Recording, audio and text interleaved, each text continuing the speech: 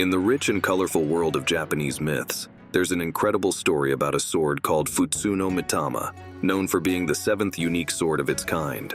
This wasn't just any sword. It belonged to Emperor Jimmu, the very first emperor of Japan, who started the long line of rulers in this ancient land. The sword was special because it was filled with the spirit of the gods, showing how brave and spiritually strong Emperor Jimmu was, coming from a lineage that connected him directly to the heavens. As a young man, full of life and ambition, Emperor Jimmu set out on a huge adventure across Japan. His goal was to bring the whole country together, a task full of challenges and dangers. One of the biggest challenges he faced was meeting a magical bear, a powerful creature respected and feared by many as a god. This bear was so intimidating that it made all of Jimmu's men faint in fear. Just when things looked hopeless, a mysterious person appeared out of nowhere. This person, whose background is still a mystery today, gave Emperor Jimmu a magical sword called Futsuno Mitama. This sword had a special kind of power that even the magical bear could sense, which made it run away without fighting. With this powerful sword, Emperor Jimmu did much more than just fight battles. He used it as a symbol of his right to lead and bring together the spiritual and everyday worlds of Japan under one rule. This marked the start of his reign and a new chapter in Japan's history. There's another famous sword in Japanese legends, the Shichishi-to, or the seven-star sword. This incredible sword is known for having the Big Dipper constellation on its blade, and it's part of Japan's rich cultural history. It's closely linked to Prince Shotoku Taishi, a key figure in the Asuka period, who played a big role in shaping Japan's future. This sword's story is deeply connected to the ancient beliefs of China, showing the cultural exchange between these two great nations. It wasn't just a weapon for fighting, it was a symbol of the nation's protection and a defense against evil forces. The sword featured designs of the seven stars, clouds, and a white tiger, all important symbols in Chinese culture that represent the balance and strength of the universe. Prince Shotoku, who took care of this sword, was very important in Japan's history. He brought in new ideas and systems from China, adapting them to create a strong, centralized government in Japan. His work helped unite the country and set it on a path of prosperity and cultural growth. Prince Shotoku was known for being very wise and understanding. It's said he could listen to 10 people at once and understand them all. His influence is still felt today, and he's remembered and respected, even appearing on the 10,000 yen note. Today, the Shichishi-to is kept in the Tokyo National Museum, where it's considered a national treasure, a reminder of Japan's long and fascinating history.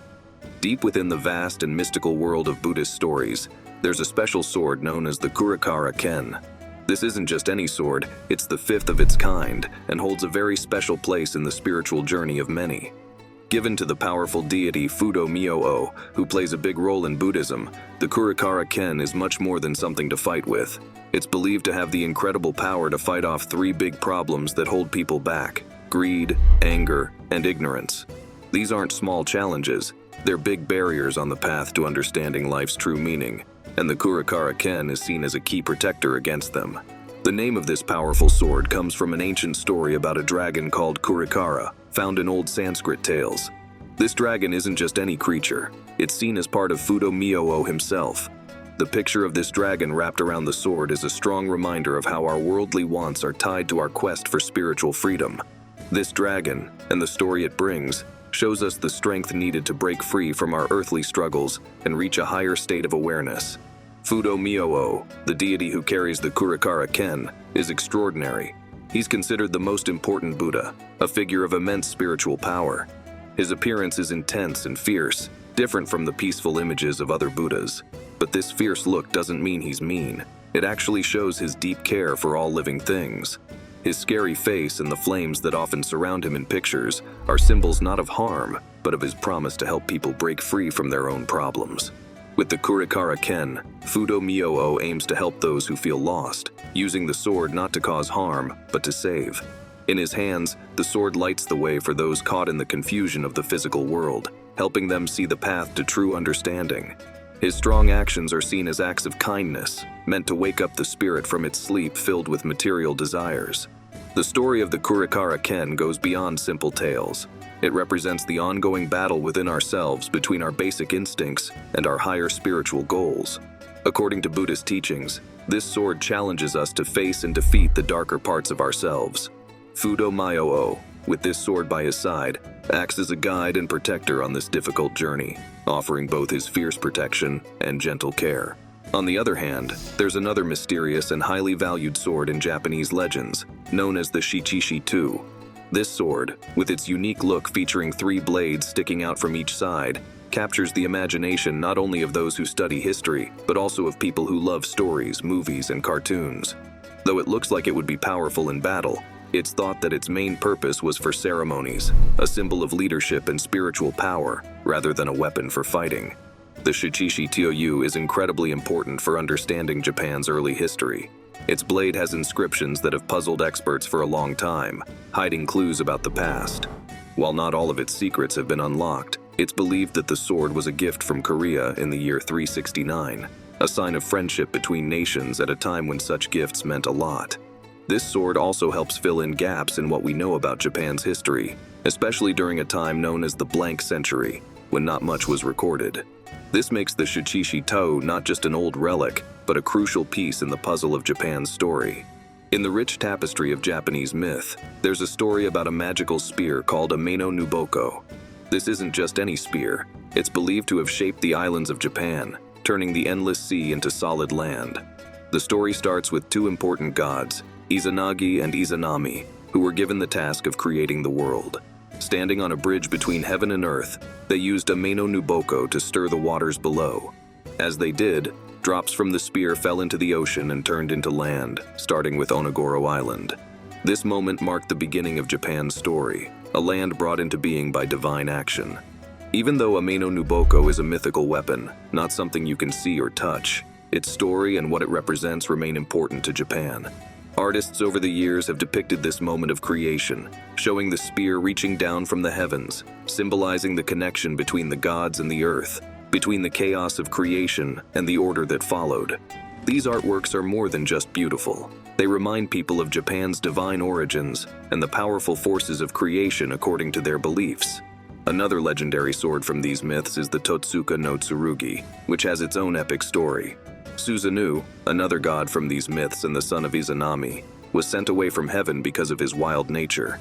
He ended up in Izumo, now known as Shimane Prefecture. There, he met a family in deep sorrow because a terrible serpent named Yamata-no-orochi, with 8 heads and tails, took one of their daughters every year. Touched by their story, Susanoo promised to save them and asked for the remaining daughter's hand in marriage as a sign of new beginnings. Susanoo set a trap using strong sake to lure and intoxicate Yamata-no-orochi. When the serpent fell asleep, Susanoo used the Totsuka-no-tsurugi to fight and eventually defeat it. During the battle, the sword hit something incredibly hard in the serpent's tail, and from this encounter, a new sacred weapon was born, the Kusanagi-no-tsurugi, a sword destined to be one of Japan's most important treasures. The story of the Totsuka-no-tsurugi is not just about a battle. It's about overcoming darkness and disorder with divine help, and about the courage and sacrifice needed to bring change. It's a tale that has been told and retold, celebrating the intervention of the gods in the world of humans and the fight against chaos to bring about order and peace. Now, the Totsuka-no-tsurugi is honored at the Atsuta Shrine, a place deeply connected to these ancient stories and the spiritual heritage of Japan. In the rich world of Japanese myths, there's a special story about the Ameno-nuhoko, a magical spear that came from the gods. This wasn't just any old spear, it was the tool used to create Japan itself, showing just how mighty the gods were and what they could do for the world of humans. The story of how this spear made Japan is a key part of Japanese myths, telling us about a time when the world was just a big mess. And then, thanks to this spear, everything changed for the better. The heroes of this tale are Izanagi and Izanami, 2 gods who played a huge role in making the world. They were among the last gods to show up, and they got a really important job from the other gods. They were told to make the earth into something beautiful, a job that meant they had to deal with a lot of chaos and turn it into something ordered and good. Holding the Ameno-nuhoko, which was filled with heavenly power, Izanagi and Izanami went to work. They stood on a bridge between heaven and earth, looking down at all the chaos below. Ready to start their big project, they used the spear to stir up the waters of the world. As they did, drops from the spear fell into the ocean and turned into land. The first piece of land they made was Onogoro Island, which was just the start of what would become all the islands of Japan. Making Onogoro Island was a big deal, but there was a lot more to do. The land they created was wild and needed a lot of work to become the beautiful place we know today. Using the Ameno-nuhoko, Izanagi and Izanami kept on working, making more islands and filling them with life. This process, called kuni-umi or land creation, was how they laid down the groundwork for everything that would come after. There's an extraordinary story about a sword called the Totsuka-no-tsurugi, known for its incredible power and role in bringing justice. This sword wasn't just a tool for battle, it was a mighty symbol carried by Susanoo, a powerful god known for his wild nature. Susanoo, born to Izanami, who is often credited with creating the islands of Japan, found himself in trouble because of his wild behavior in the realm of the gods. As a result, he was sent away from the heavens to live among humans on Earth. His journey led him to Izumo, what we now know as Shimane Prefecture, a place where his life would take a dramatic turn. When he arrived, Susanoo came across an elderly couple and their daughter who were consumed by sadness. They told him about a terrifying serpent named Yamata no Orochi, which had 8 heads and tails and caused great suffering. Every year, this horrifying creature took one of their daughters as a sacrifice. Moved by their story, Susanoo made a promise to defeat this serpent. In exchange, he asked to marry their remaining daughter, tying his fate to theirs in a profound way. As the serpent's return loomed, Susanoo set up a clever plan using strong sake to make the serpent defenseless. When Yamata no Orochi showed up, attracted by the sake, it drank and fell into a deep sleep. This was Susanoo's chance. He took up the Totsuka-no-tsurugi and fought the serpent in a legendary battle, cutting off its heads and tails. During the fight, his sword hit something very hard in the serpent's tail, chipping the sword but also revealing a new, incredibly powerful sword, the Kusanagi-no-tsurugi, a weapon that seemed destined for great things.